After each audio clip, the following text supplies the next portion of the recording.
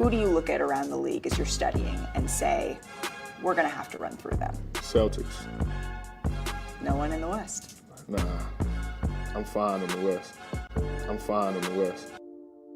I'm fine in the West. With a move by Brooks, it was deflected, it's loose. Hold on! He gets his shot blocked, and he looks, Skip, and swings his hand. And he said, well, he didn't mean to hit him in his groin. He meant to hit him. You know, just that mindset he had. I would like to, play against him. I would have cooked him, too.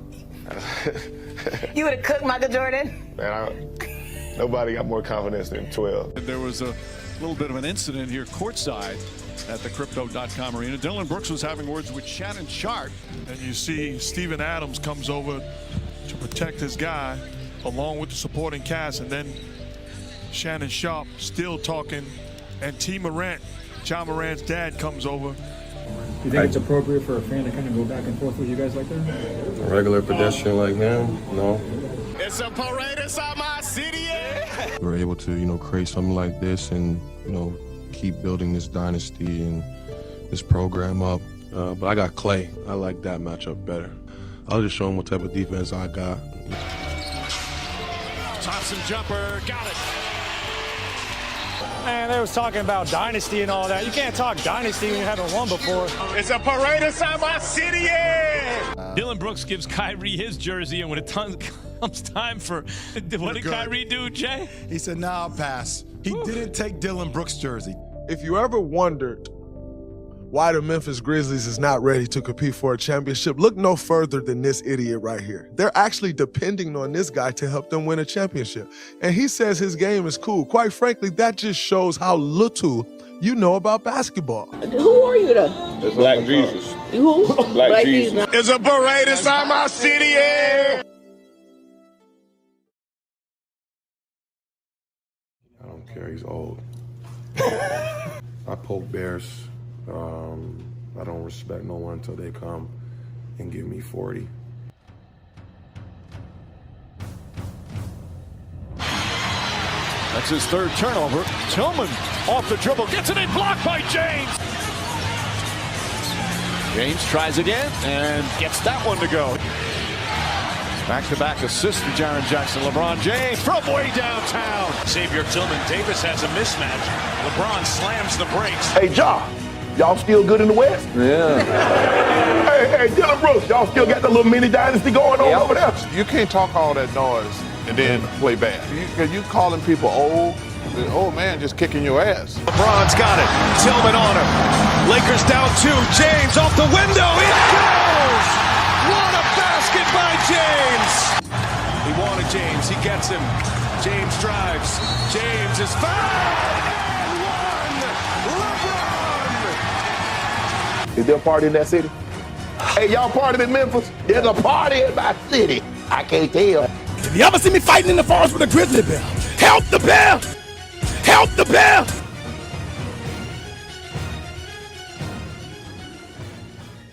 The Los Angeles Lakers will advance by virtue of a 125-85 win.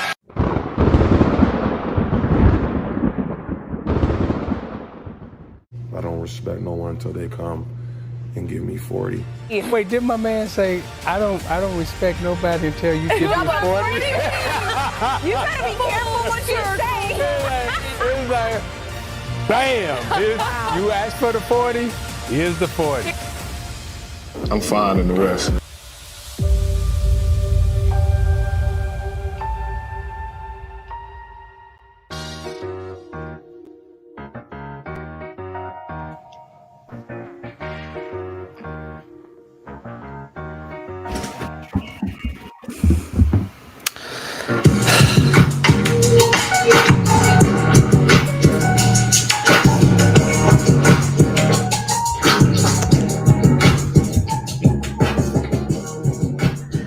What's up?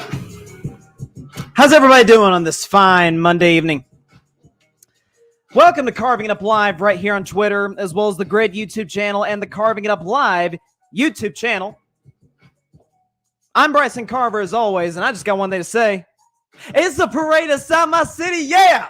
because the Memphis Grizzlies season is a wrap by virtue of a 40, you heard that right, 40-point loss to the Los Angeles Lakers in Game 6. And I know a lot of my friends, I live in Tennessee, I know a lot of my friends in Memphis are down in the dumps right now. So to my friends in Memphis, Tennessee, this one is especially for you.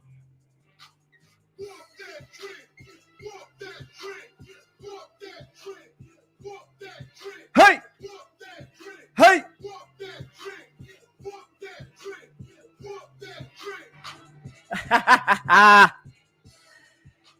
Oh, man. You know, Dylan Brooks was talking about poking bears and dynasties and John Morant calling himself Black Jesus, which by itself is blasphemy. And on the other hand, it's just flat out stupid. You also got Jaren Jackson Jr. talking about strength in numbers and all of the above going on with the Memphis Grizzlies all season long. I tried to warn you, Grizzlies fans. Tried to warn you, NBA media, NBA fans. Well, you know, honestly, I think the fans understood what was going to happen. The fans knew what was going on and what was going to be the results of what, of this trash talk that we all knew good and well the Grizzlies were incapable of justifying. We will get to the Memphis Grizzlies later in today's show, as we will also get to my second round predictions. I understand there's been a game one played in 2 of the series. But honest to God, my prediction going into those games were not affected. Or my predictions, let's put it this way. My predictions were already in stone before the game ones. Let's put it that way. Also get to the NFL draft. Why I think the Tennessee Titans made a massive mistake passing over Hendon Hooker in favor of Will Levis. I'll get to that later in the show, as well as among other things in the world of sports, and particularly in the NBA playoffs. I got a couple comments here before we get started from my man Patrick Brown. He says, nice way to start the show by humiliating the baby Bears. He said, I love it. I appreciate you, Patrick. I know Patrick and all Laker fans out there were very excited, you know, to see the Lakers do what they did to the Grizzlies. The only downside for me, as somebody who's been on this Grizzlies overrated train for a while now, is the fact that we couldn't end their season. I'm a little jealous, I'm not going to lie, of the Lakers, who will be facing my Golden State Warriors in the second round. And the reason for that, ladies and gentlemen, is because of the best basketball player on the face of God's green earth. Say with me. Wardell Stephen Curry II. Just want to sit back and bask in the greatness that we witnessed yesterday afternoon, be it in the early afternoon if you're on the West Coast and late if you're on the East Coast. But Steph Curry in a Game 7, season on the line, many argue the dynasty on the line, which I feel is a little premature. Feels like a lot of people have been trying to force the end of the dynasty, and it just doesn't work that way. But Steph Curry did something quite unprecedented. He dropped 58 and 6 on 20 of 38 shooting from the field, 7 for 18 from three-point range. Ladies and gentlemen, up until yesterday, no player in the history of the National Basketball Association could say that they scored 50 in a Game 7. That is until Stephen Curry himself. What makes it sweet, and I'll get to the Kings aspect of this in just a second, but Steph Curry, according to multiple reports, according to Draymond Green himself, who talked in his podcast late last night, the Draymond Green Show, which just won a Peabody Award, I'm pretty sure, for the best sports podcast. Congratulations, Draymond. Well-deserved. But they talked about how after the Game 6 loss, obviously I didn't get a chance to react to Game 6 because it was on a Friday, but after the Warriors lost Game 6 to the Sacramento Kings at home, when everybody, including myself, were thinking, oh, Golden State's closing this out. They're not losing a home game with an opportunity to advance to the second round. Not only did they lose, they got mollywopped. De'Aaron Fox did a number on him. Malik Monk did a number on them in particular. Trey Lyles off the bench played excellent. All the Kings role players did. And according to The Athletic, this article in The Athletic, which was, if you haven't read it yet, please do. It talked about how Steph couldn't sleep that night. And he woke up to a 4 a.m. text from Draymond Green talking about how, you know, I'm just sick to my stomach. I can't believe we just let that opportunity slip. And Steph said, let me speak to the team after the film session. And Steph, paraphrasing here, said, if you don't believe we can go win Game 7 in Sacramento, then don't get on the bus. If you do, then I see that as a sign of a signature of approval, essentially saying you believe that we can go win Game 7. And Steph said it in again, not verbatim here, get on my back. To the Sacramento Kings for a brief moment, they had a fantastic season.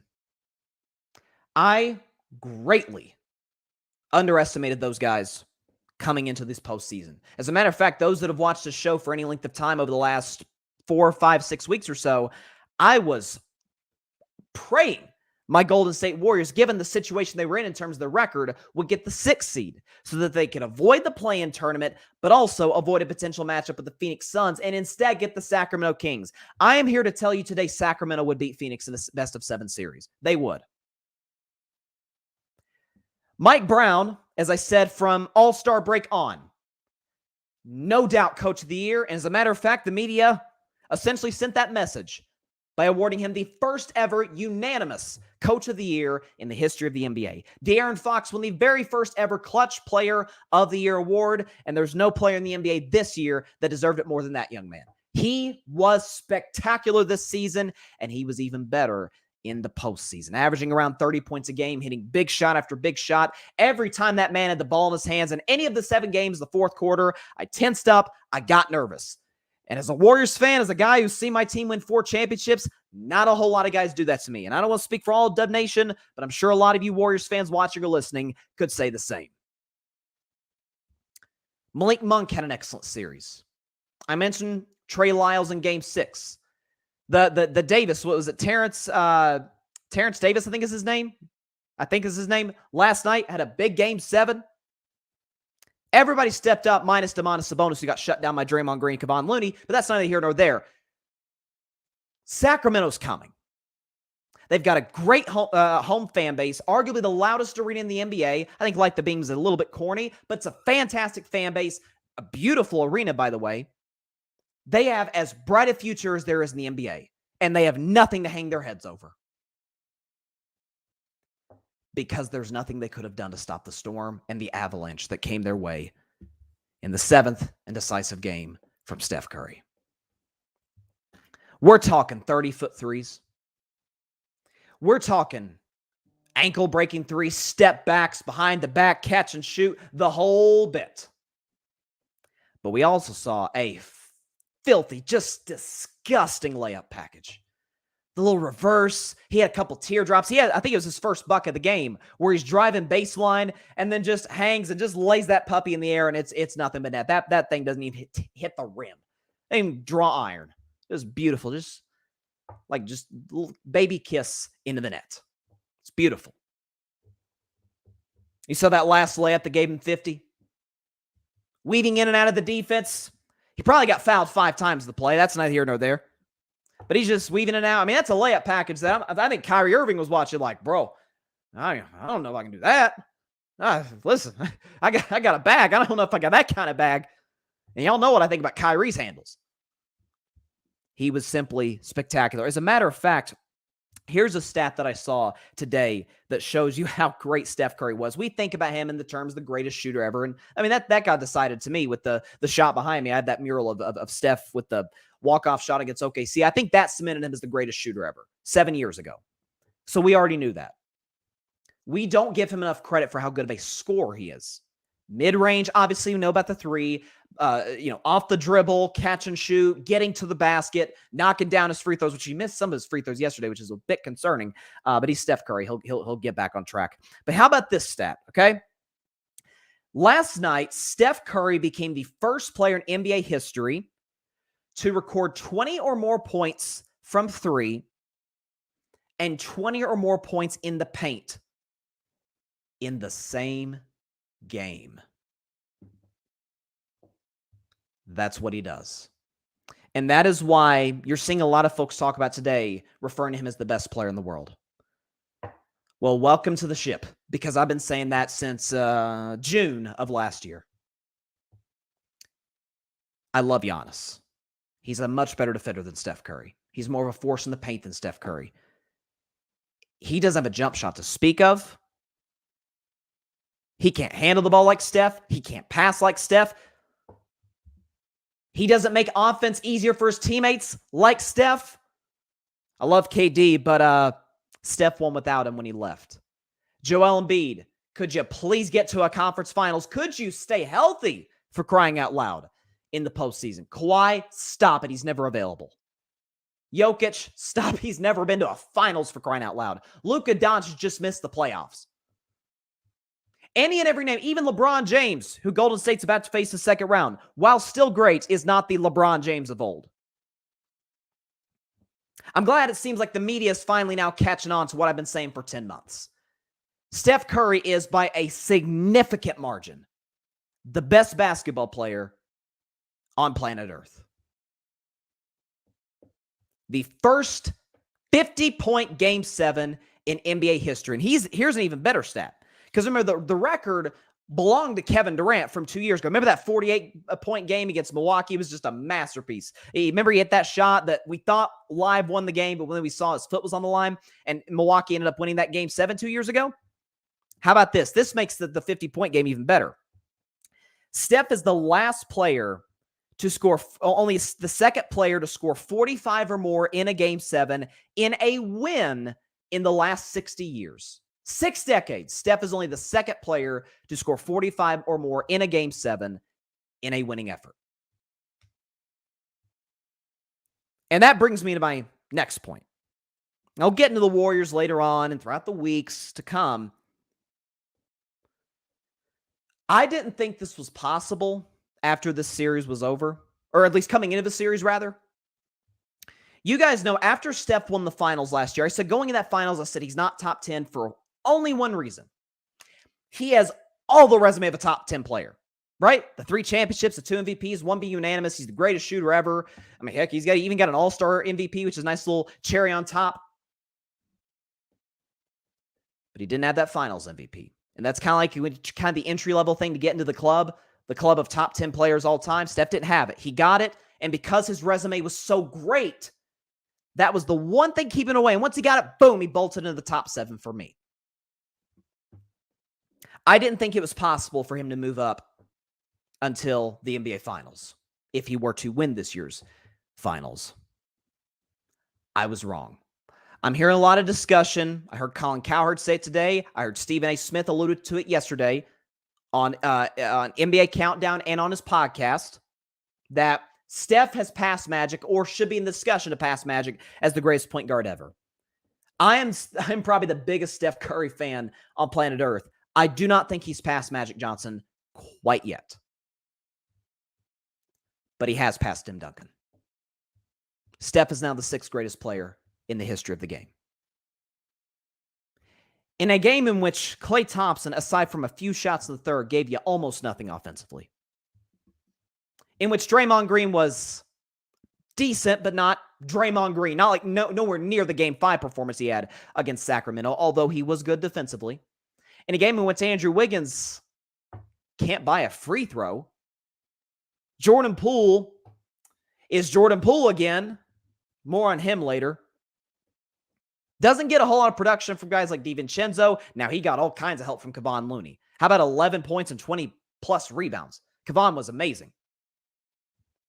In a game in which Steph's second leading scorer scored 17 points, he dropped 50. And he did it efficiently. It's one thing to score 50. It's another to do it on over 50% shooting. That's hard. In a series in which few thought the Warriors could win, even fewer thought the Warriors could win after they fell down 0-2 to Sacramento. And I told y'all a week and a half ago, I said, just hang on. These are the champions we're talking about. This is the greatest dynasty since the Jordan Bulls. They're going to respond. And what do? Blowout in Game 3, skin of their teeth win in Game 4, great closeout win in 5. They were awful in 6, no excuse for that. And Mr. Curry led the way in Game 7. And now the basketball gods have granted all of us just a real treat. We get LeBron and Steph round 5 in the second round of this year's postseason. I will get to the Lakers and the Grizzlies in just a second. We cannot understate how great Steph Curry was, not just throughout the series, but last night. And he kind of tends to have these big performances. Oftentimes, we let 2016, in which Steph was bad. I will never excuse how he played in Game 7, in particular against the Cavs in 2016. We often let that blind us from the overwhelming resume of great things he did. Yesterday, all you can do is stand in awe, watch, and witness pure greatness and the 6th greatest player in NBA history. The only guys, if y'all are asking who the 5 above him are, in this order, LeBron, Michael, Kareem, Kobe, Magic. Magic is next on the list. And with the title, Steph passes him. Steph absolutely passes him with a championship. To the comments we go. John Rivera. He's got the shades on. Yeah. I'm gonna keep him on for one more segment, and then we'll ditch him. Oh, Barry's not liking it. Oh, he's nervous. I can tell by that comment. He's terrified. He was praying, please let the Sacramento Kings win. Please let Sacramento win. No, you don't get Sacramento. You don't get the kids. You get the champs. He says, get the likes up. I appreciate that. He's coming. No other way around it. You don't give life to a champion. You dang sure don't give life to a dynasty led by the best player in the world. And unfortunately for the rest of the NBA, or at least the 7 other teams remaining, right now the Los Angeles Lakers, the Sacramento Kings had no answer for it. But how many teams have? When you think about it, it's what he does. I can't say I'm all that surprised because, this is the 6th greatest player of all time we're talking about here. So we're going to move on, though. I'm saying today's one of those shows, folks. Again, I believe in one God, and that is Jesus Christ. You believe as you choose. But I'm starting to wonder if there are basketball gods. I'm starting to, might be a little something to that. Because this is one of them shows I'm like, you all are really blessing me right now.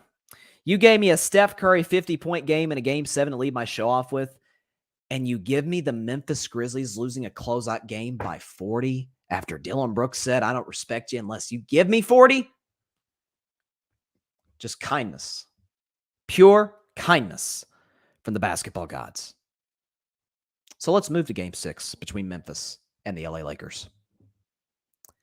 So, Lakers won, as you all heard, I'm sure, by a final score of 125-85.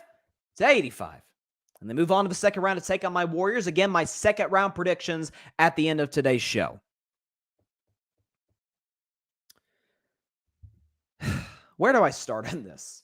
So I picked the Lakers to win this series in 7 games because I felt like what was going to be the consistency level from AD. I actually gave him a new nickname on the show after the Lakers lost Game 2. I called him Coin Flip Davis, and I'm still sticking with that. Because if it lands on heads, man, you're in good shape if you're LA. If it lands on tails, you're probably going to lose. And every game in which he landed on tails, which I'd say was probably 2 games, games 2 and 4, the Lakers went 1-on-1 in those games. And in Game 4, it took a LeBron layup to tie the game to send it to overtime. And of course, he did what he always does, and that's close the deal in overtime. What I loved about this series is not necessarily that you're talking about a team that just won the championship 2.5 years ago. People try to diminish it because it was the bubble, but the reality is everybody was in the bubble. Somebody had to win the championship. So we're going to diminish everybody?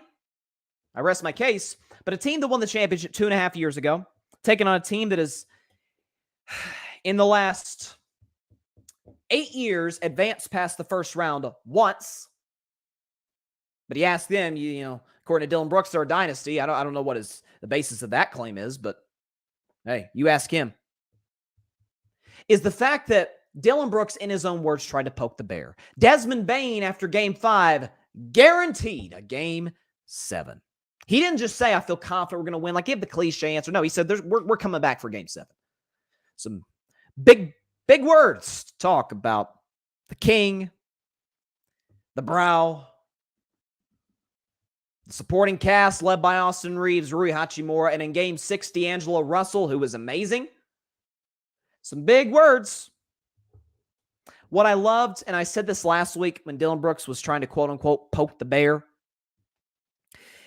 is the fact that LeBron didn't blink. And I knew he wouldn't. LeBron has seen agitators throughout his career. I'd say chief among them would be Lance Stevenson. Remember Lance Stevenson, the famous meme? I think it was from 2014 where he's blowing in LeBron's ear. And he's just annoying, and LeBron's just chuckling like, man, this dude right here.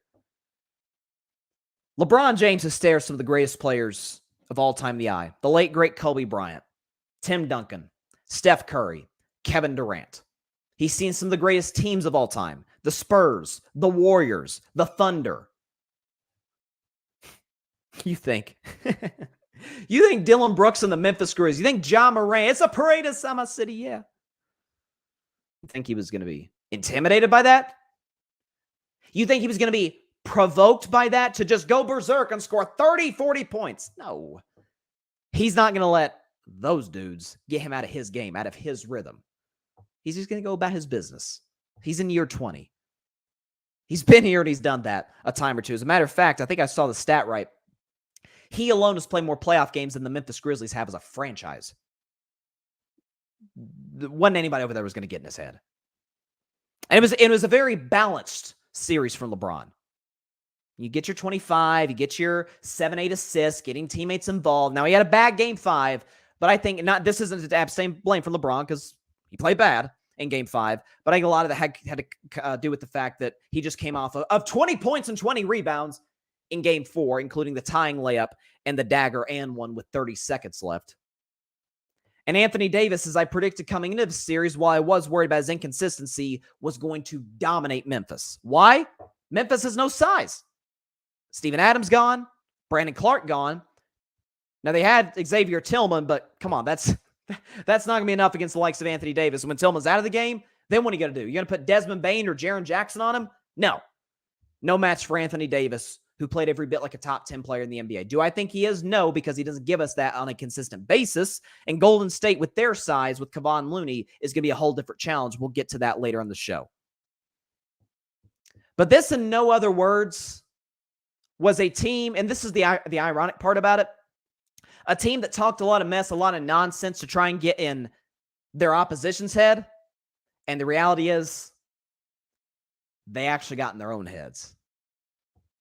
Dillon Brooks shooting sub 35% in the series and sub 20-something% from three. Ugh. Ja Morant having some clunkers. How about Ja Morant in Game 6? Mr. It's a Parade in Summer City went 3 for 16 from the field, had 10 points. Xavier Tillman had 2. Jaren Jackson Jr., 3 for 12 from the field and 1 for 6 from 3 with 14. Desmond Bane, who had a big-time Game 5, was talking about, we going to be back for Game 7 now. Yeah, he went 5 for 16 and scored 15 points. Outside of Aldama in garbage time, they got no production from their bench. And Darvin Ham completely, and I never thought I'd be saying this, overwhelmed Taylor Jenkins with his adjustments. On the other hand, LeBron was LeBron. You know, a typical LeBron James game. 22, 6, and 5. 9 for 13 for the field. Very efficient. D'Angelo Russell was the starter of the night with 31. Anthony Davis was, even the bad offensive games by AD, he was outstanding on the defensive end. What did he average? 3 blocks on the series? Ja Morant's layup attempts. Bane. Tyus Jones. Not a very good idea to go into the trees. And certainly with that guy who, to me, should have been the 2018 Defensive Player of the Year over freaking Rudy Gobert. This was bound to happen. When you poke the bear, don't be crying and complaining when the bear wakes up. And the bear was not LeBron James, because he's not going to be fooled by all that mess. The bear was the Lakers, though. A team talked trash, and ultimately, when it was all said and done, got in their own heads.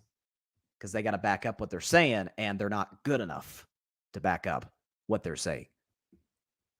As you saw in the little tribute video to this year's Memphis Grizzlies season, it was a lot of talking going on. We're talking dynasty, and we're talking about, I'm going to lock up Clay. And then you got Clay with Clay got the greatest technical foul of the NBA season. Hits a shot over Dylan Brooks and just stands over him and just sliding as Brooks is just, it's like almost looks like a cartoon where Brooks is just sliding back to half court backwards and Clay's just staring at him and side to side. It was a beautiful moment. It really was. Goodbye, Memphis Grizzlies. We will not miss you. And here's the next season. And here is to another first-round exit. Peace out. We've got comments here. Let's see. Hold on, we got comments. Patrick Brown. Yeah, listen to Patrick. By the way, he's got a Lakers podcast called The Forum. Patrick says, I said on my show Friday, if the Lakers take away Desmond Bane, we had a chance. By golly, someone in the organization might have heard my podcast. It was a beautiful sight to see. Listen, they blitzed Desmond Bane a lot, making sure he didn't get open looks.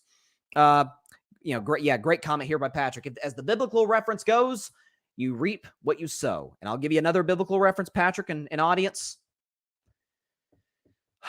It's one of the most well-known. Pride goeth before a fall.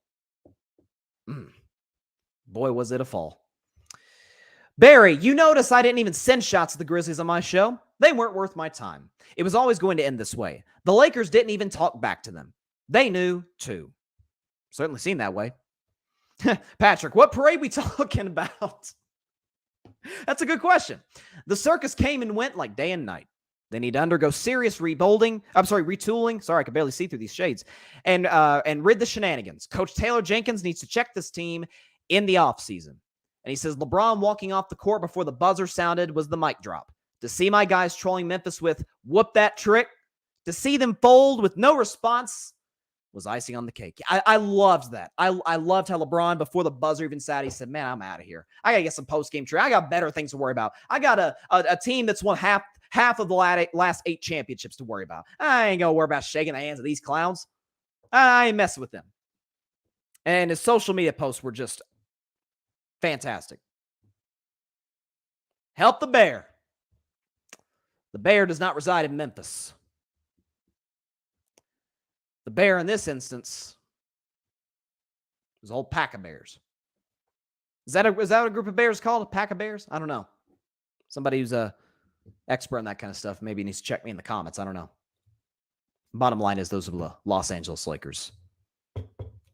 This second round, again, I'll be predicting at the end of the show, is one of the more difficult ones to predict.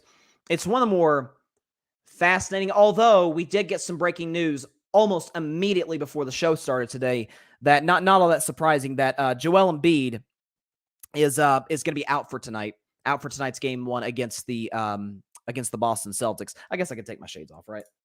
Yeah, I can take them off. You can see my eyes now. There you go.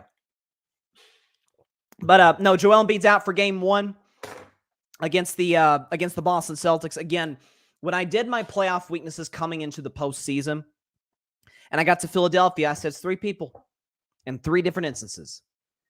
Embiid's health, Harden's mentality, and Doc's history. Well, check one off the box. Embiid is once again hurt in the second round. And I hate it for him. He's, to me, unquestionably one of the top 5 players in the game. And in the coming days, I mean, it's probably going to be, because usually they announce the MVP this time of year. In the next 3-4 days, Embiid's probably going to be announced as the MVP, in my opinion, deservedly so. And he's not available. That's what's been the case. 2019, he was sick. 2021, he had I think it was a knee injury, was some kind of injury. I can't remember what it was, but I remember he missed the end of the Washington series in the first round and was not himself in the Atlanta series, which they went on to lose in Game 7. And then last year, he dealt with, I think it was a thumb injury, and then this was just bad luck. He got elbowed bad by a Toronto Raptors player. I can't remember who it was, in the first round in the face, and had multiple broken bones. I mean, it was just terrible. He missed the first 2 games of that series. From what I've read from different medical experts who talked about this particular injury, best case scenario, they need to hope for him in game 3. So if you're Philadelphia, sort of getting off topic here, but I'll get to the Sixers Celtics predictions later. If you're Philadelphia, it's steal a game in Boston. Whether it's tonight, because game 1 tips off in an hour, or steal game 2, which I guess will be on Wednesday, right? Yeah, Wednesday night at the TD Garden in Boston, Massachusetts. Steal a game, which Philadelphia has to win, by definition, has to win at least one road game anyway. If you could steal one of the two without Embiid, that would be huge for this team's morale and could be a potential momentum swinger as these playoffs go on. But I do want to shift, though, only NFL topic, NFL draft. So, like I said, if y'all out there did not watch the Grid 2023 NFL Draft live reaction show, here's the graphic. It's on the Grid, the whole live show. We've got some content, some YouTube shorts from some of our reactions, some of the picks. I think it was the Bijan Robinson videos on there. Alfred, who was awesome during the draft. Shout out to Alfred. Alfred's reaction to the Jets confusing pick of Will McDonald. Barry, Ryan, and Mike's are 3 Cowboys fans. Their reaction to Mozzie Smith getting drafted by the Cowboys. It was definitely fun. And like I said, if you guys did not get a chance to catch it live, that's okay. It is on the Grid, our entire first round reaction. And if you want more than that, the Cowboys camping guys did every single round. So they did Thursday, Friday, Saturday. I was actually on Saturday. Had a great time with the guys. They do a phenomenal job, as always, covering the draft, and in particular, their Dallas Cowboys. So check out their stuff. But I was watching the second round of the draft as I was watching Warriors Kings game 6. And pretty early on, 33rd pick in the draft, second pick in the first round, the Tennessee Titans decided to trade up and take a guy who they hope will be their future. They hope will be their franchise quarterback in Will Levis out of the University of Kentucky. Now, Will Levis, as we all know, was the story of the first round. Certainly has talent. There's no question about that. There's a reason that many scouts had him going as high as 4th to the Indianapolis Colts. I thought he was going 4th. They decided to go with Anthony Richardson, and Will Levis completely falls out of the first round. And you saw there's been all these memes about him sitting in the green room and all the stuff going on in terms of him still being there. And there was a story about how he said he's not going to the draft unless he knows that he is going to be a top pick. And he went, and he was not a top pick. That's pretty obvious. But Tennessee decided to select him. Now, here's what I will say about Will Levis. He's got a cannon for an arm. He's got a beautiful release. Like, his throwing motion, his mechanics are great. Like, there's no worries about that whatsoever. Big arm, mechanics are good. Pretty big, strong athlete. Here's my problem is he's got to tell you, at least he feels the need to, that he is a big, strong, strapping athlete with the bathroom picks and whatnot. As a matter of fact, reports came out of Indianapolis after they selected Anthony Richardson that they liked Levis tangibly, but they were blown away by Richardson intangibly. And essentially saying Richardson is a raw prospect. He's not where he needs to be as compared to where Will Levis is. But we feel like he'll be more receptive to coaching. Not the case with Levis. There's multiple stories of questionable leadership.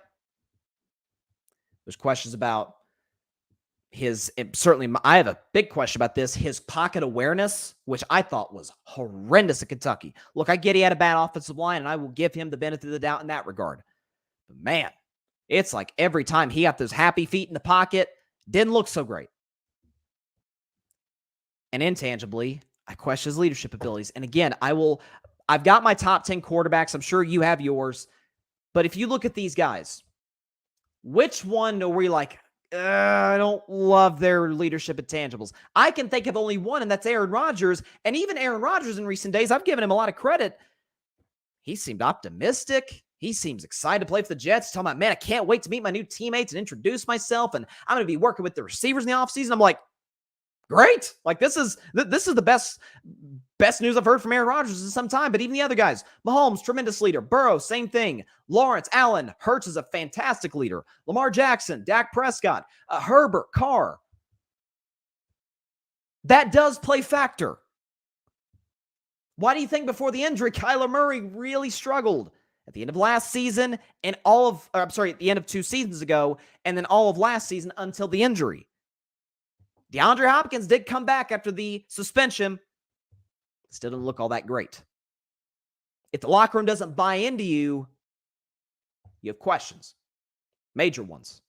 Now, you certainly hope for Will Levis going into an organization like Tennessee with Mike Vrabel, who's a fantastic coach, with an offense that, for the moment, has Derrick Henry. We'll see if that continues as time goes on.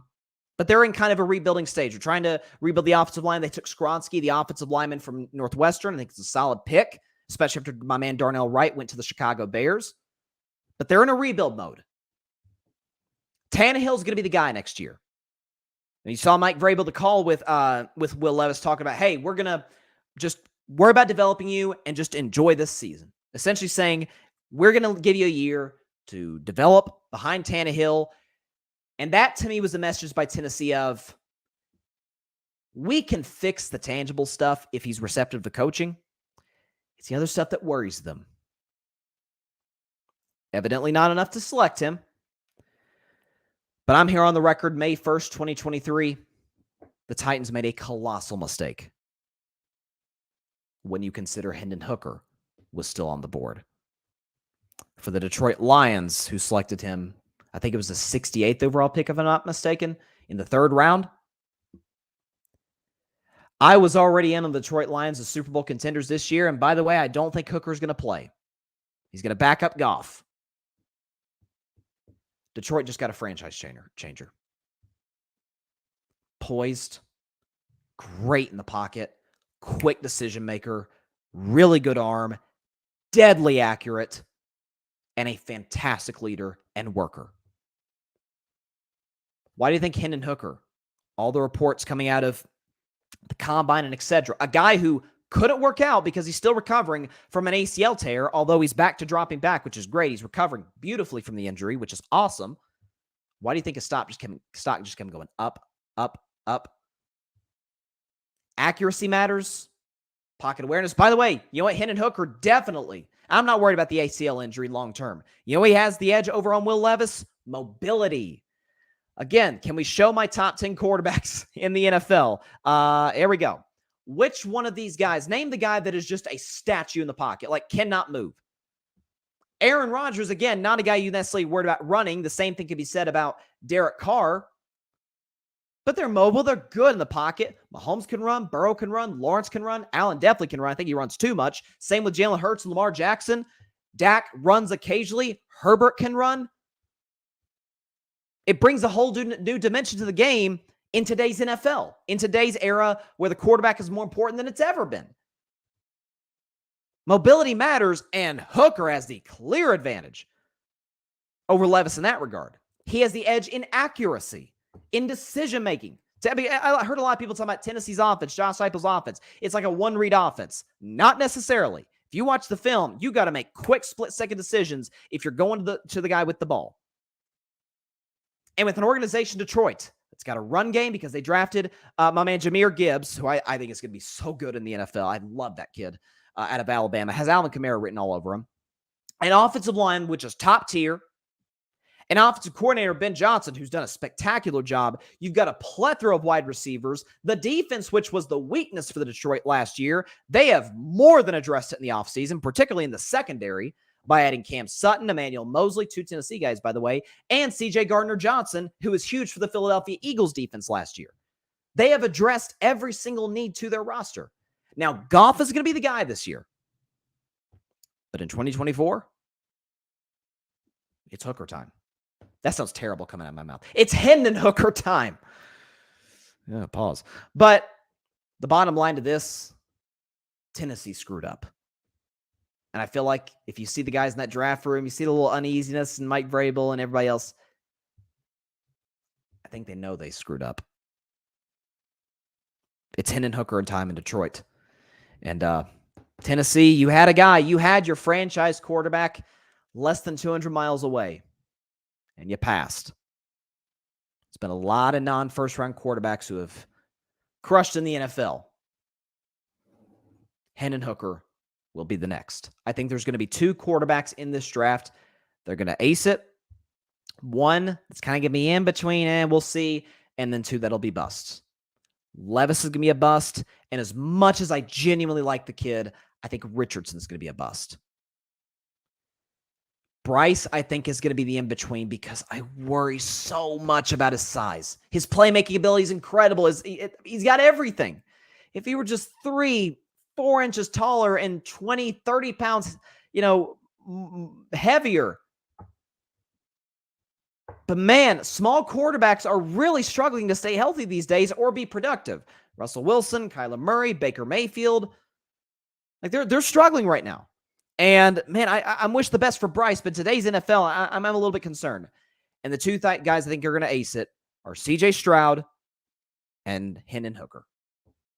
You heard it here first. Anytime there's 5 major quarterbacks, usually 2 pan out, one's kind of in between, and then 2 are busts. That's usually how it works. So it's going to be interesting to see how it plays out in the coming days and years for these franchises. Got a few comments here.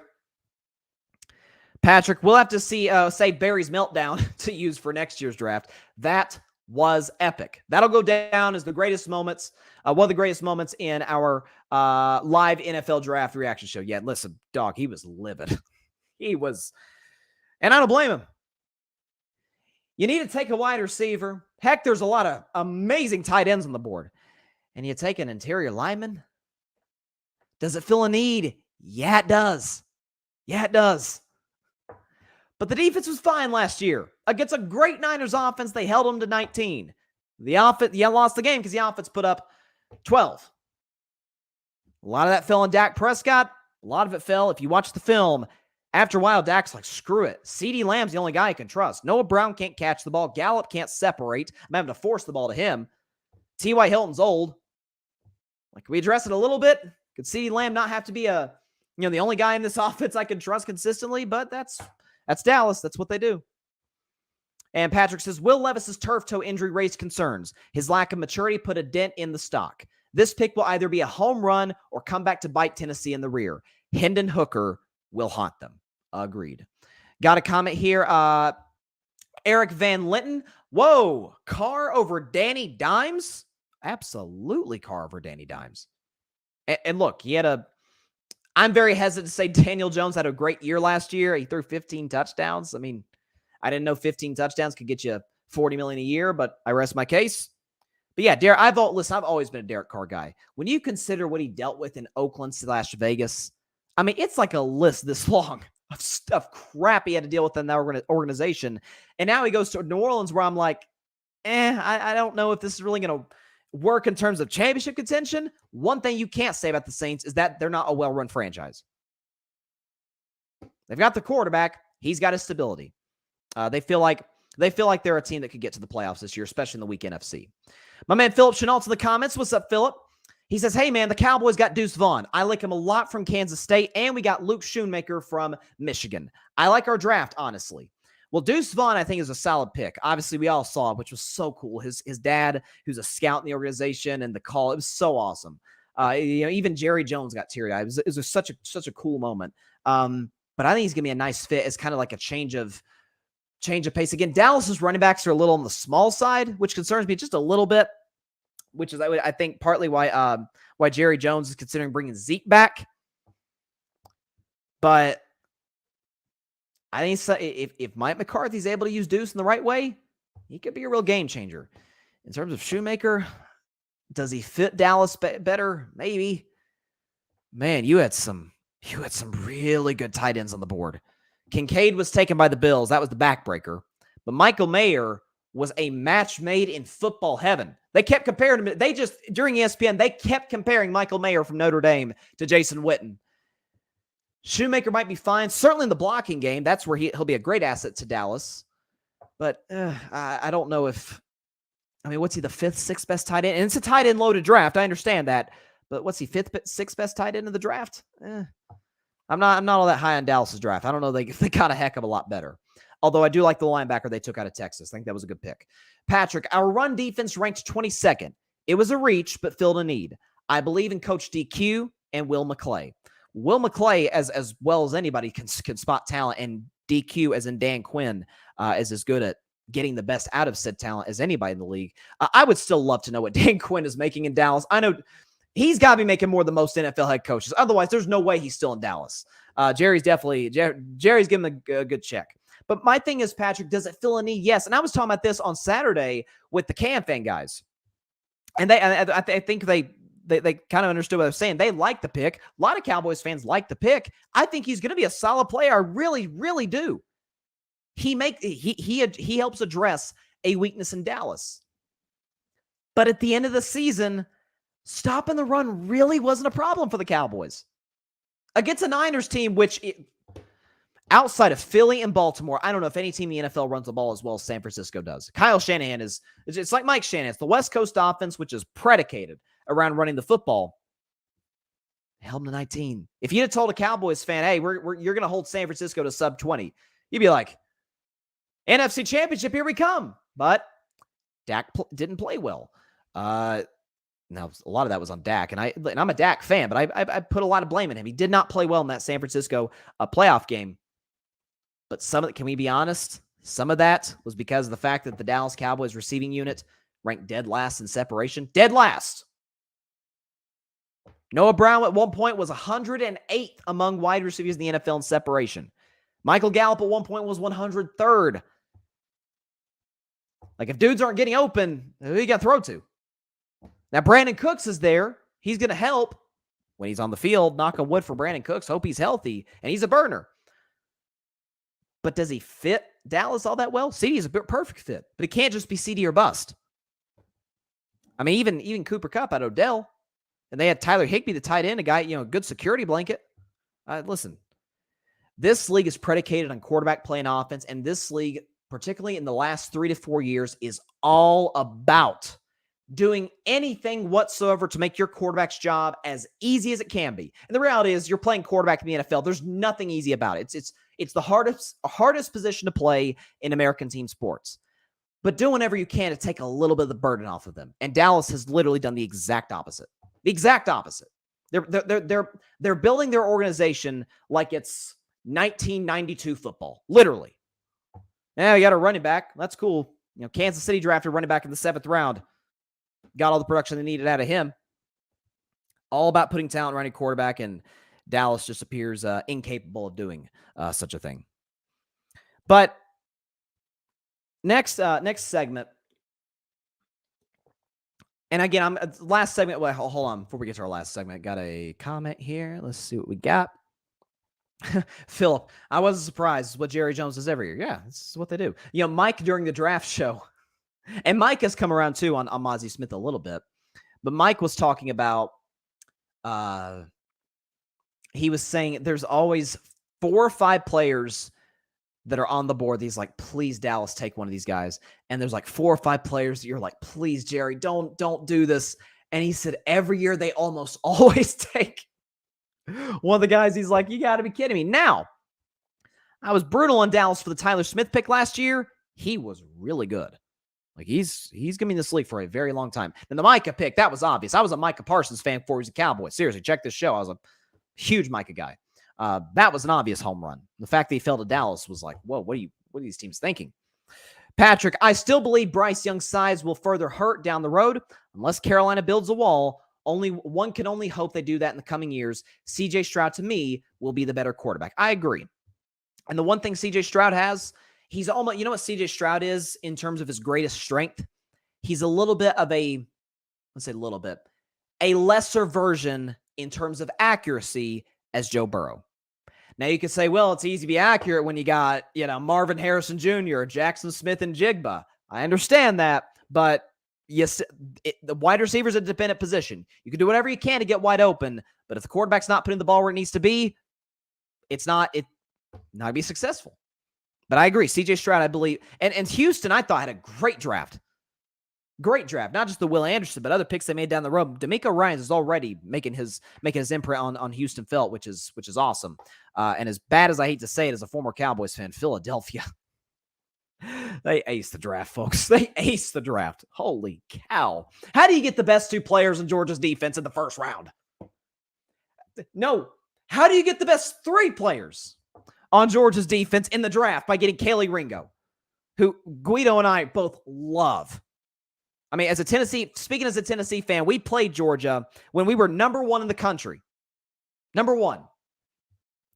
Jalen Hyatt was the hottest receiver in college football, and Kelee Ringo put the clamps on him. Hyatt didn't do anything all afternoon in Athens, Georgia, and Ringo had a lot to do with that. So, wow.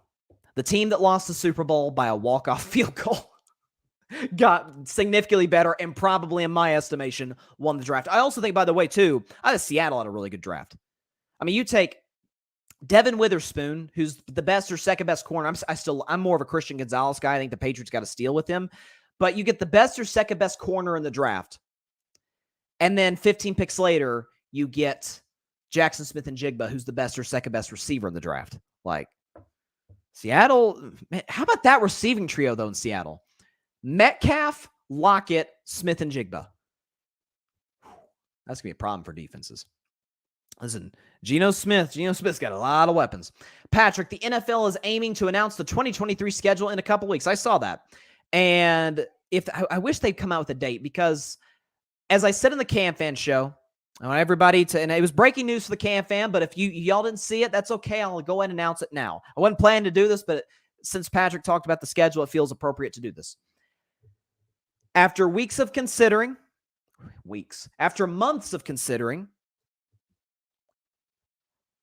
I was down to 2 teams to choose as my June team because if those of you that don't know, I was a lifelong Cowboys fan, decided to jump ship in 2020 and just be a Dak guy because I was a Dak guy before he was a Cowboy. And then last year I was like, man, I can't do this. I can't have Jerry Jones put my guy in bad positions year after year. So I'm like, I got to pick. And plus it's hard to, because what happens when the player retires? So what happens then? I'm like, I got to pick a team. And there was 8 teams. The Hendon Hooker, whoever drafted Hendon Hooker was in the mix. It ended up being Detroit. Well, I think Detroit is going places. I just can't be a Lions fan. I can't do it. Came down to 2. The Pittsburgh Steelers and the San Francisco 49ers. A lot of prayer went into this. A lot of, thinking and pros and cons and the whole bit. Seeing where the organizations are now, projecting where they could be in the future. And I have made my decision. But I'm not announcing it today. I'm not announcing it today, okay? In a couple weeks, I don't have a date on this yet. Today's May 1st, so what are we going to do? May 15th, May 18th, something like that? May 15th or 18th, I will make my announcement. But I have chosen my team. That's all I'm going to say about it. I have chosen my team. Eric, what should Giants fans expect from Jalen Hyatt this season? Saw him against Bama and fell in love, but I haven't seen much else. Well, I'll tell you this, Eric, you're going to love him. One thing there's no question brings to the table is speed. He's a little bit lesser version of a Tyreek Hill, but he's a burner. He's got good hands. His technique on his routes leaves a little bit to be desired. That's in part why he slipped all the way to the 3rd round, but that can be developed. That can be corrected. That's if you got a good wide receivers coach and guys like that in the Meadowlands with the Giants, those will be some good dudes that can really kind of develop him in that way. But I thought it was a great pick by the Giants. Giants were in desperate need to help the receiving core. I've said numerous times on this show and on the draft show, of the 14 playoff teams, to me, the Giants have by far the worst receiving core. I mean, I was critical of Dallas's, but they did at least have CeeDee Lamb. The Giants had to take a wide receiver at some point. I'm almost sure they would have taken one the first round if all the 4 best hadn't gone in order. And the Giants are sitting there like, you got to be kidding me. We don't get any of these guys. You got a good one the 3rd round. So expect a lot of speed. If Danny Dimes is that, expect a lot of 50-yard bomb touchdowns. But in short or intermediate routes, he could use some improvement. That's what I will say. But I do think it was a fantastic pick by the New York Giants. And I'm sure Daniel Jones and Jalen Hyatt will have a solid connection in New York. And certainly I hope is the case because, listen, the 3 faces of Tennessee's upset against Alabama were Jalen Hyatt, Hendon Hooker, and Chase McGrath. Speaking of Chase McGrath, thank you for bringing that up, Eric. Could we just take a moment? Just take a moment real quick. Chase McGrath for the win for the Volunteers. From 40. On the way, a knuckleball. He got it!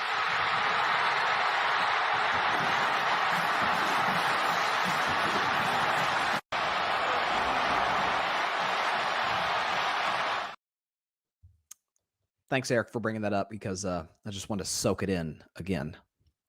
That was such a great night.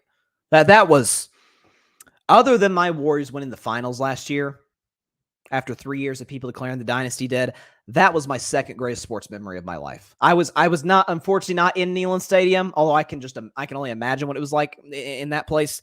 But man, that was just awesome. It was awesome. And what it did too was it brought the Tennessee-Alabama rivalry back, because it can't be a rivalry if one team just keeps winning. It's like Tennessee-Florida. They didn't like each other. That'll make it a rivalry. A rivalry is if you go back and forth. Like Alabama-Auburn is a rivalry. Like every other year, Auburn will steal a game or two. Bama's obviously better year in and year out, but Auburn, I mean, even a couple of years ago, Auburn wasn't that good. And until Bryce Young put together the drive of drives to send it to overtime and then ended up throwing the game-winning 2-point conversion in overtime, they shut him and Alabama down and almost ended their season. And Bama won that game, wound up getting to the national championship game where the University of Georgia was able to beat them. All of that to say, moving to our next topic and back to the NBA and the NBA playoffs. Once again, second round predictions, the segment after this one. But in the Western Conference, we already had a game one played. Obviously, we're all anticipating Warriors-Lakers, which tips off tomorrow night in the Bay Area. But we've already had a game one played, and we actually got a game two tonight in the West between the Phoenix Suns and the Denver Nuggets. And Denver pretty much ran away with this one, 125-107. Playoff Jamal Murray. Playoff Jamal Murray is not playoff Jimmy Butler, but it's like the offhand brand. Let's put it that way. It's good stuff. It ain't the good. It's not the name brand, but it's still good. Jamal Murray, 34 points, 13 for 24 from the field, 6 for 10 from 3, and chipped in 9 assists as well. And Nikola Jokic did, put up a Nikola Jokic stat line, 24 and 19. And I've always said it, Jokic is clearly the better player than the Nuggets. You'd be a fool not to think so. But I do trust Jamal Murray more in the postseason. He's been the far better player. Look at 2019, 2020, and now look at 2023, what he's doing after 2 years off from the postseason due to the ACL. I'm a little bit worried for Phoenix. It's not revealing who I'm picking yet because I made the prediction, swear to you guys, before this game tipped off. I'm a little worried about Phoenix. And I was worried about them the last series when they beat the Clippers. I picked Phoenix to beat the Clippers in 6 games. And it was not an indictment on Phoenix. It was the Clippers can push them. They're well coached. They have depth. And they've got Kawhi Leonard. We talk about great playoff performers. Kawhi's one of them. Problem is Kawhi went down in game 2, and that's the last we saw of him with a torn meniscus. Westbrook was awesome in games 3 and 4, although I keep saying it's an indictment on Russ. He has to be the solo guy in order to be effective.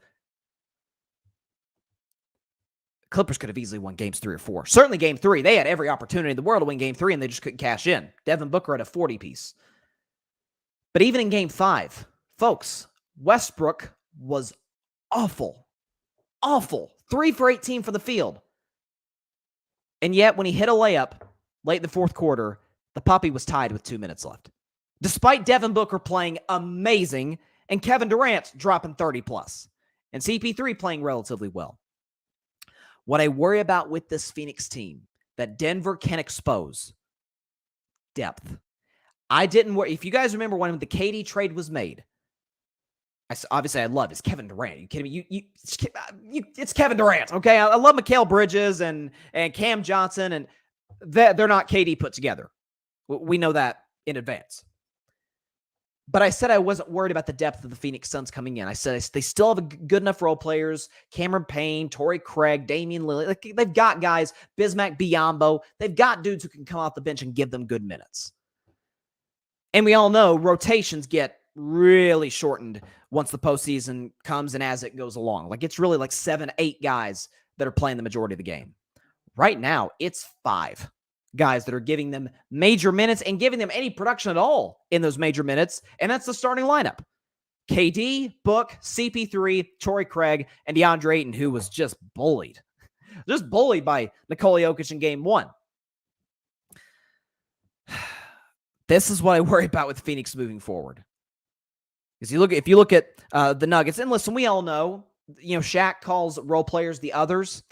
We all know role players or the others, whatever you want to call them, are better at home than on the road. It's a tale as old as time of the NBA playoffs. But if you look at if you look at Denver's depth, so we know about Jokic and Murray and Michael Porter Jr. As well, chipped in 5 for 9 from the field. But Aaron Gordon gave you 23. Kentavious Caldwell-Pope gave you 10. But I'll tell you, even if Kentavious Caldwell-Pope isn't shooting the ball well, always gives you good defense. He's one of the better guard defenders in the NBA. Jeff Green came out the bench, only give you 5. Jeff Green in the past has had some big-time playoff performances. I remember Game 7 with Cleveland in 2018 against Boston. Game 5 of 2021. Remember, KD had that 40-point masterpiece against Milwaukee? Well, he got like 20-plus from Jeff Green that game. So he's big time. Bruce Brown was great, 7 for 11 for the field, and also gives you great defense.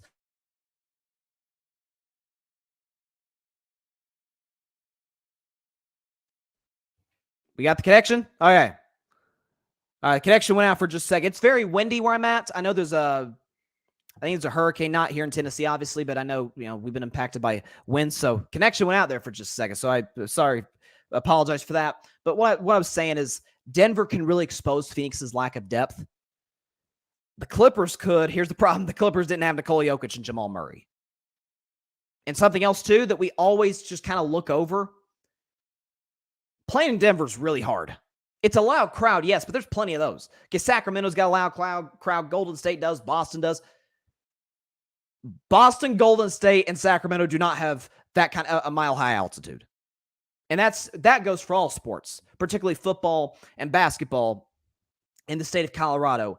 It's tough to get your lungs ready, to make sure conditioning's right. If you go in out of shape in Denver, it's going to be a long night for you. Now, I don't worry about that with Phoenix, but it is a factor. So, good win by the Nuggets. Took care of home court in Game 1. Jamal Murray, obviously, late had that ridiculous layup where he's dribbling through traffic and then just throws one up off the glass. I think it was over KD and got it to go. He's like I said, he's special in the playoffs. So, great job. Garrett Johnson's in the comments. Garrett says, here from outside the cage. Great pickup for the Grid. 100% agree. Outside the Cage, which debuted their first show on the Grid just a couple hours before my show started live on the Grid. So shout out to both of those guys. Great first show. Very, very excited to have them as a part of the network. Like I said, Outside the Cage here on the Grid Network is our new show. And then we've got our guy, Devin, with the At the Bank podcast. He's a big Ravens fan. So he's going to be having his podcast debuting soon. If it hasn't debuted already, if it hasn't, it's coming soon. So shout out to Devin without a question. Patrick, I wonder how clownish the sports media feels picking Memphis over LA. They too need to look in the mirror as well. You don't say. Patrick, Phoenix has no depth, and it was obvious in Game 1. Denver was literally cooking them. Yeah, and that's the thing. Denver, playoffs are all about matchups. Styles make fights, as the saying goes. And Denver has all the matchups to throw at Phoenix. They've got great guard defenders, Caldwell Pope, Bruce Brown. Gordon can defend on occasion. And I don't think Jokic will necessarily have to be a good defender for DeAndre Ayton. Trust in numbers, LOL. What you laughing at? My Denver take? You laughing about how right I usually am about this kind of stuff? I don't know. So second round has already kicked off, tipped off. It's basketball, not football.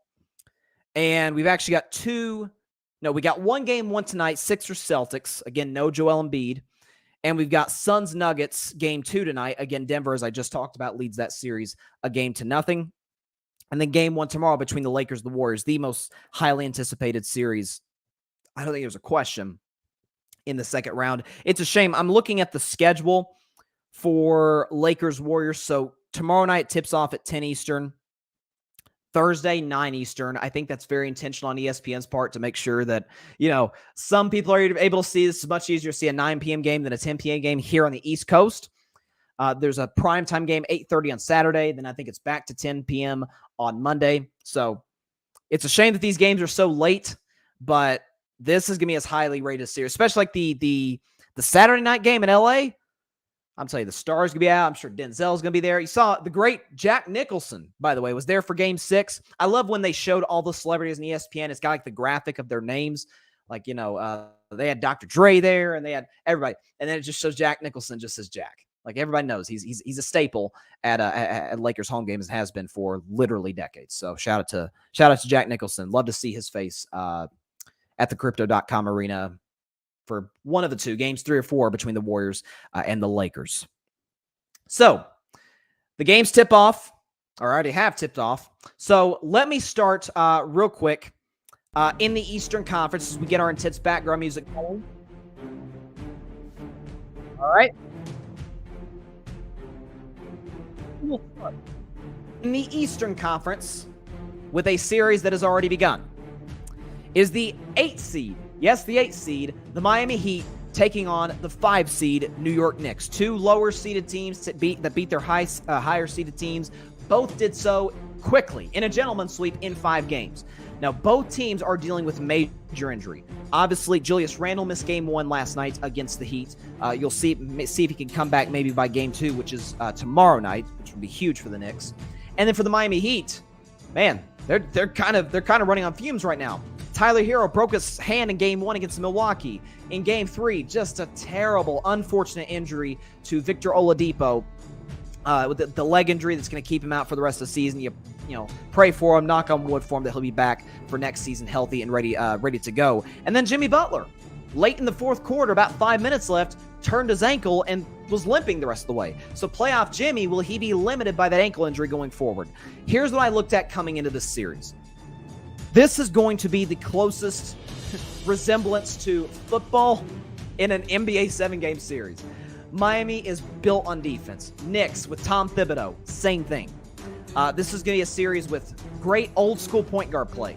Kyle Lowry, who had a big game 1, played excellent. And then you've got Jalen Brunson, who struggled a little bit in game 1. I'm sure he'll bounce back in game 2. I thought he should have been an all-star for the record. But with all that being said, you've got the scorers in Miami.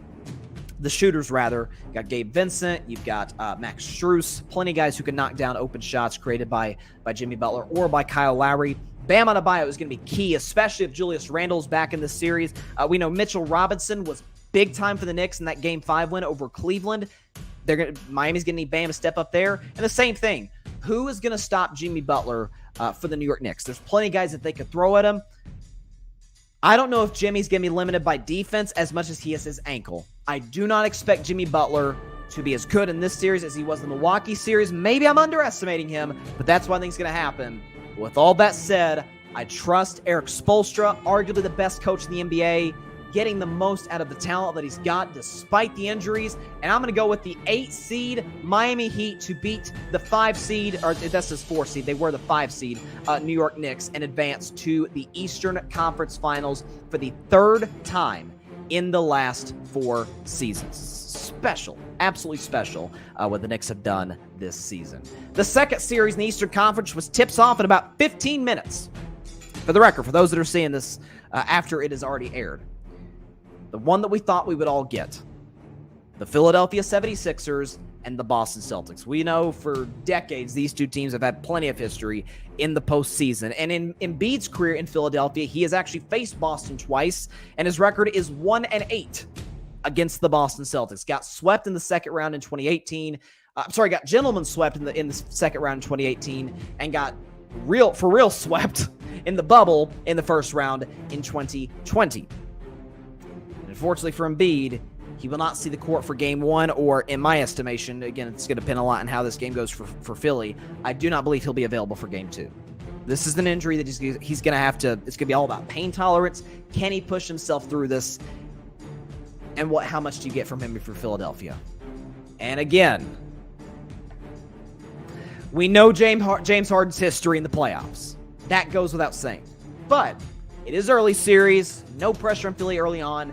The thing for Philly is, can you steal a game in Boston without Embiid? They've still got plenty of guys. They got Maxey, Tobias Harris at a big-time Game 4 against Brooklyn to close that series out. Again, Philadelphia is way more well-rested than Boston is. They got about a week, 5 days to 7 days on them in terms of rest. What's going to play factor here in Game 1? Is it going to be rust? Is it going to be rest for the Philadelphia 76ers? Again, Boston does. There we go. Connection went out again. I'm trying to keep that there. But Tatum, Brown struggled at the end of...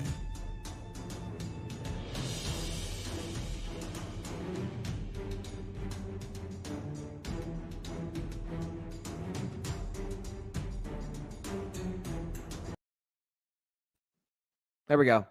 You got me back. We'll make sure, because I don't want the Wi-Fi to go haywire once again. Let's see. Get the background music back going. Okay, here we go.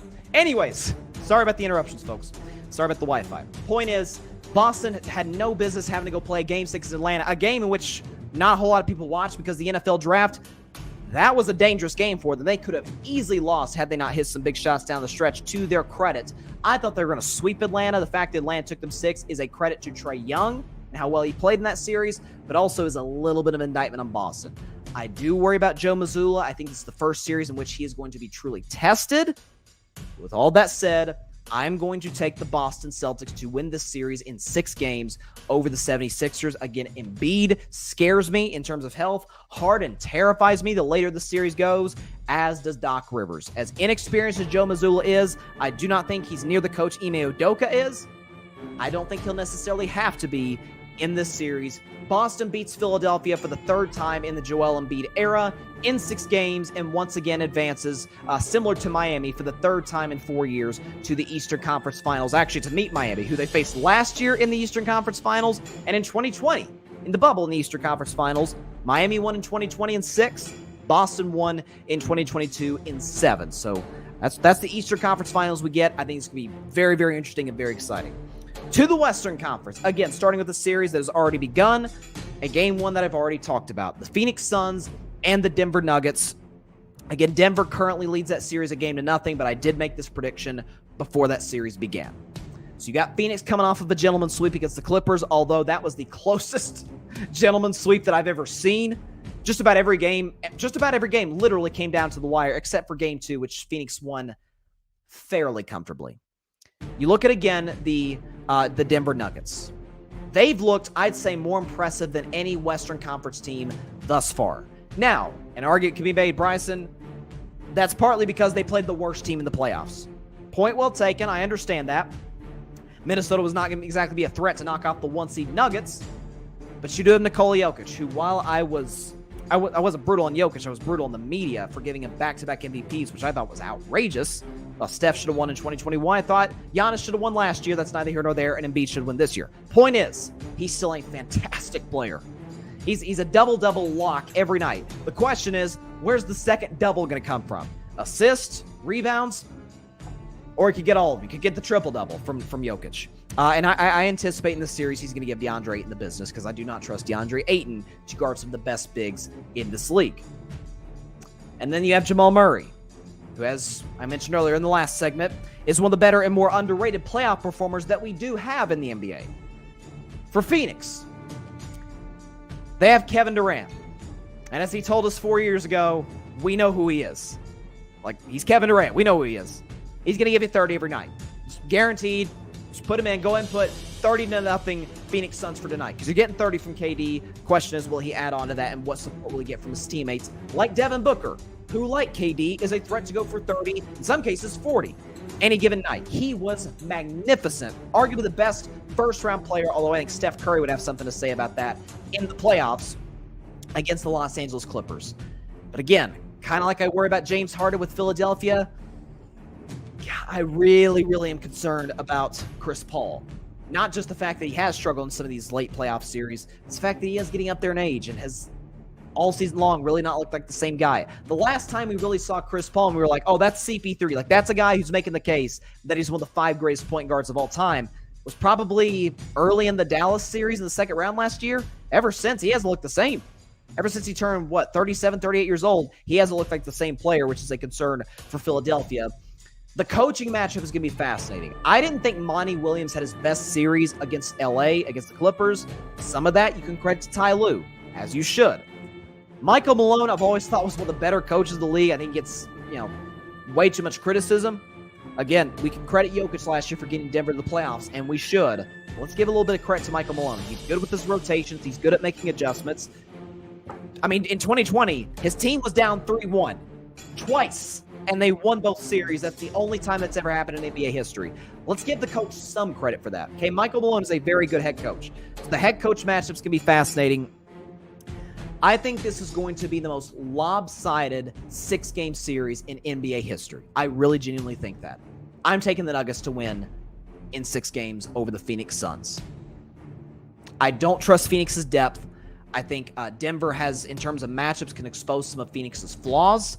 You know I bought into the Suns as championship contenders. I said they were the biggest threat to my Warriors in the West. But about 2-3 games in the first round, I'm like, nah.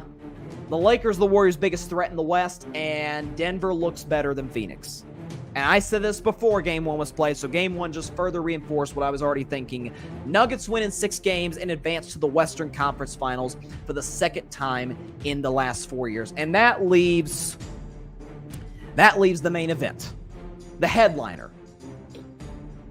It is 2 of the last 3 NBA champions. And as far as I'm concerned, the winner of this series is the favorite to win the title. I truly believe that.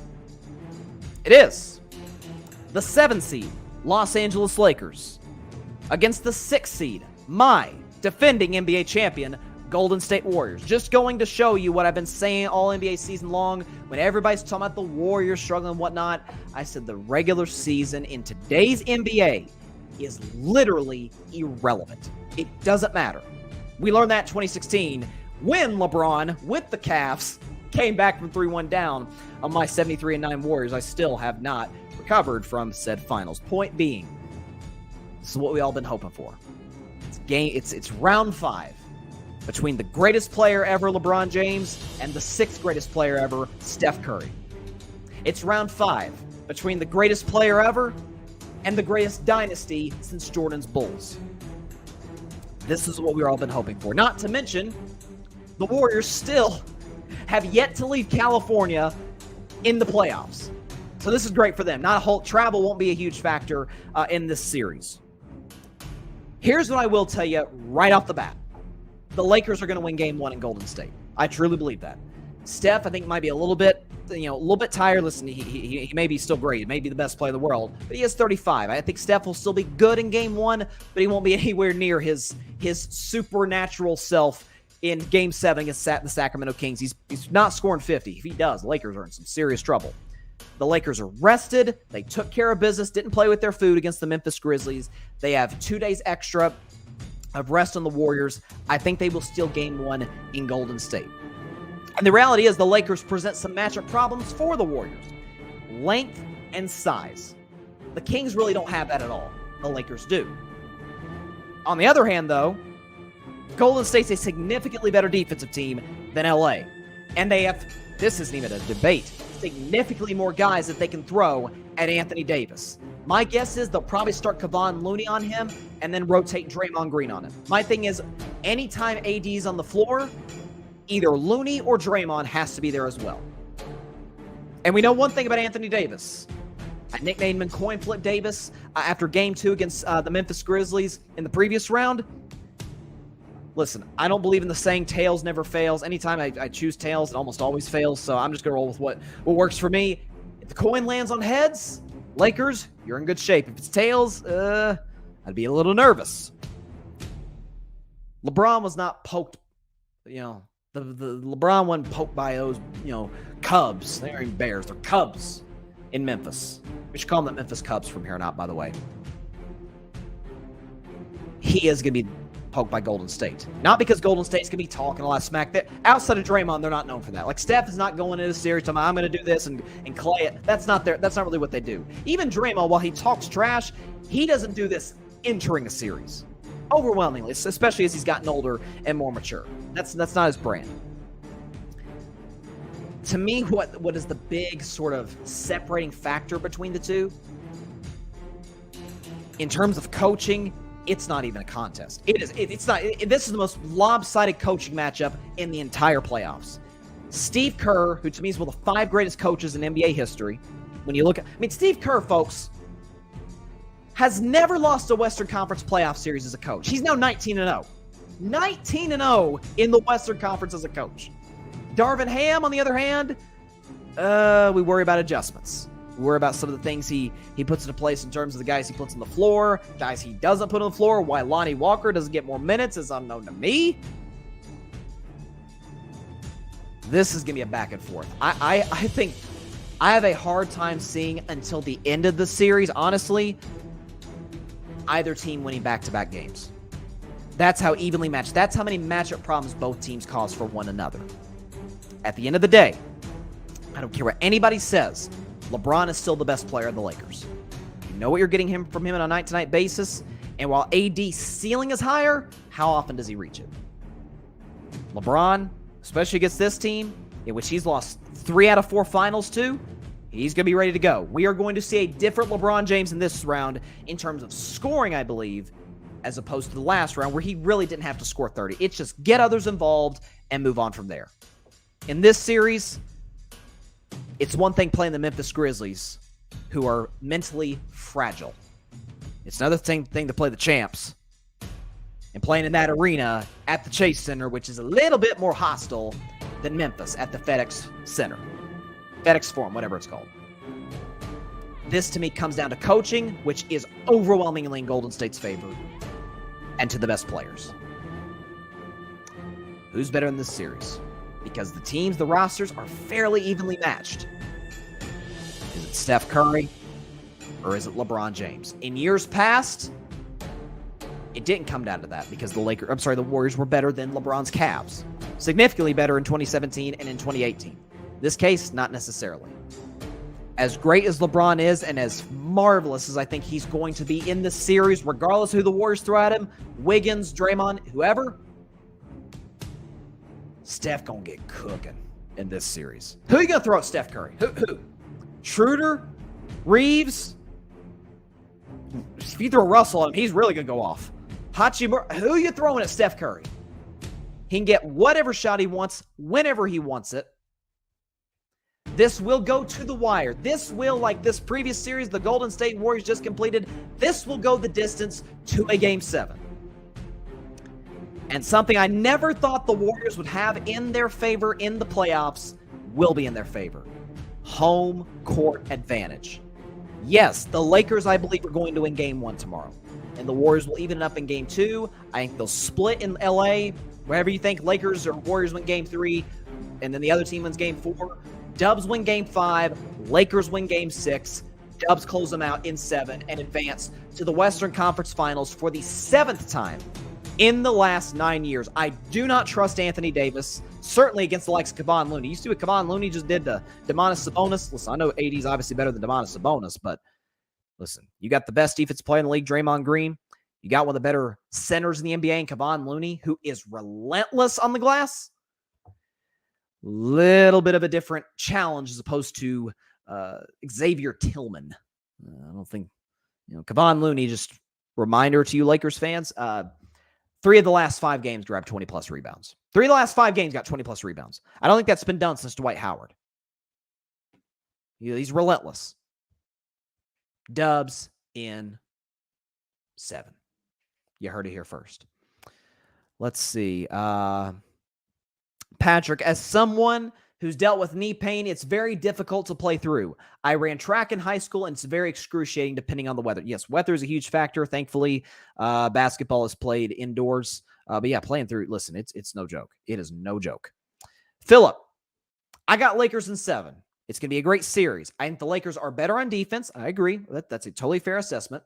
And I think we will do better playing them than the Kings did. Well, listen, the Warriors are certainly going to be defensively presented with more challenges on the offensive end than they were against Sacramento. Again, when I did my playoff weaknesses for Sacramento, I was kind of proud of myself. Gave myself a little pat in the back for the phrase I came up with.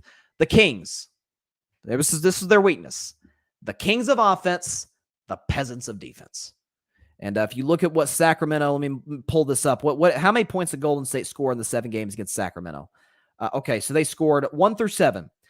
Warriors scored 123, 106, 114, 126, 123, 99. That was Sacramento's best defensive game. And yesterday, 120. So they, outside of Game 6 and into a certain degree Game 2, Golden State got whatever they wanted against Sacramento. Not going to be the case, but we've got Steve Kerr.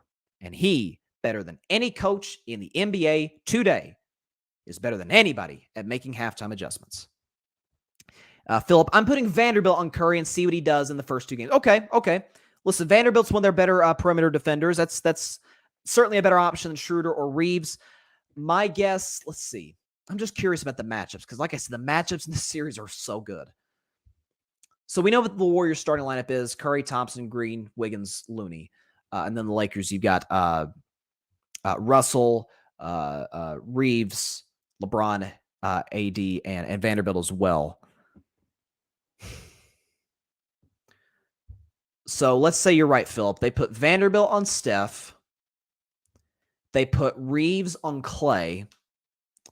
They probably put LeBron on Wiggins, AD on Looney. No, wait a minute. No. Oh, let me make sure I'm getting the Lakers starting five right. Because okay, this matchup may really favor Golden State. Okay. No, they'll if they put Vanderbilt on Steph, now maybe late game, depending on what the lineups are, sure. But to start the game, if they put Vanderbilt on Steph, that leaves Russell and Reeves. One of those guys can take Clay. So I'll say Russell takes Clay just because of the size. Does Reeves take Wiggins? Draymond? Maybe Reeves takes Draymond because he's not the offensive threat that Wiggins is. And then LeBron takes Wiggins and AD takes Kevon Looney. God, the matchups are just so good in this series. I think it's going 7. That's why I will tell you. I think it's going 7. Listen, it don't matter. It does not matter. LeBron James, Kevin James, Anthony Davis, Betty Davis. You better hope we gracious. Warriors in 7. Western Conference Finals. Here we come. It's like as the Joker said. And here we go. All right, that is all the time we have for today's show. Appreciate everybody stopping by as always to this very special show. I appreciate everybody especially stopping by in the beginning with the whole Grizzlies tribute video and celebration. Hope everybody's a great week. I will be back on Thursday. A little minor announcement here. So this is the last 6 Eastern, 3 Pacific show for about the next week and a half. More on that later. But I'll be back Thursday, as usual, but at noon Eastern, 9 a.m. Pacific. Noon Eastern, 9 a.m. Pacific. I know it's a little bit of a weird time change, 6 hours earlier, but noon Eastern, 9 Pacific. Actually, we have a special segment on Thursday's show. Just real quick, and then I'll get out of here. I did something in the last 3 weeks that I've never done before, and I hate myself for not doing earlier. You're not going to believe this. I watched the Star Wars saga for the very first time. It doesn't make sense because I've got a R2-D2 right here on my shelf behind me. It doesn't make sense. But yes, for the very first time, I watched the Star Wars saga. Now I'm obsessed. It's fantastic. It's awesome. So I decided Thursday is May the 4th, obviously Star Wars Day. May the 4th be with you. So I decided I'm going to do a segment on that day, end of the show, where I'm going to take 10 Star Wars characters, like the 10 major characters, and who are their sports equivalent. Like who's the equivalent to Luke Skywalker or to Princess Leia or to Darth Vader or to Obi-Wan Kenobi, like all the major, characters, Palpatine, like all of them. By the way, the Palpatine meme that Bleacher Report put out there for the Warriors Kings series was incredible. If you guys haven't seen it, check Bleacher Report's Instagram. It was like awesome. It was a great indicator for what was going to happen in Game 7. But yeah, a little special Star Wars segment. It took me long enough, but I'm absolutely into the Star Wars saga now. Not as high on the sequels, but the originals are obviously the originals. They're classic. And then the prequels, I think, are way too overhated. I think those are excellent. That's why I like the Obi-Wan Kenobi series on Disney+. So yeah, definitely be sure to tune in for that. Sixers Celtics just tipped off just now. A little quick 2-0 lead for Philadelphia. So I'm going to get upstairs and watch that. But like I said, back on Thursday, noon Eastern, 9 a.m. Pacific, right here on Twitter, as well as the Grid YouTube channel and the Carving It Up YouTube channel. At the end of that show, a little special May the 4th be with you Star Wars segment involving sports. Very much looking forward to that. And be sure to catch Carving Up Live, like I said, Thursday at that time, noon Eastern, 9 a.m. Pacific. And be sure to go subscribe to the Grid Network. That is GRYD, the Grid Podcast Network. Wherever you get your podcasts, Apple, Spotify, iHeartRadio, Google, wherever you get your podcasts. Whenever you want to listen to Carving It Up, whenever you want to listen to any of our other podcasts, like I said, we got new additions. Outside the Cage, At the Bank, 2 great. We got a Ravens podcast, and Outside the Cage is an MMA podcast. It's kind of a new change of scenery for the Grid. Very, very much looking forward to all the new guys we added. We got, you saw Patrick in the comments, the Chaotic Sports podcast, and the Forum podcast. I know he's going to have a ton of content on the Forum with this new Lakers Warriors series. That's going to be very, very fun to listen to.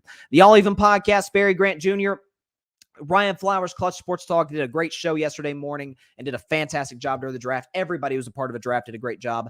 Parnell of the Commanders Demand podcast did a great show recently talking about the draft. The Cowboys Can Fan podcast was on their show Saturday. Had a blast with those guys. They're doing a fantastic job. We've got Alfred Parsar Jr., who, listen, and I told Alfred this privately, but I'll say it publicly, did a fantastic job during the draft. Like, I really feel like it was kind of like his breakout moment for the Grid. So shout out to Alfred. Who else we got? Jamel writes for the network. I think I got everybody. I'm pretty sure I got everybody. So shout out to everybody in the Grid doing a fantastic job as always. And yeah, so hope everybody's a great week. I'll see you on Thursday at noon Eastern, 9 a.m. Pacific on Twitter and YouTube. Have a great week. Please continue to stay safe. Please be sure to take care of your physical as well as your mental health. And please, in the wake of recent shootings, for the love of God, please call your local state representatives and senators to demand change for gun violence in America. Have a great week, everybody. Stay safe out there. God bless you all. Peace out. And whoop that trick, baby. Thanks so much for watching the show on YouTube. Be sure to click that big red subscribe button and go check out the other clips and full shows of Carving It Up Live. Have a blessed day.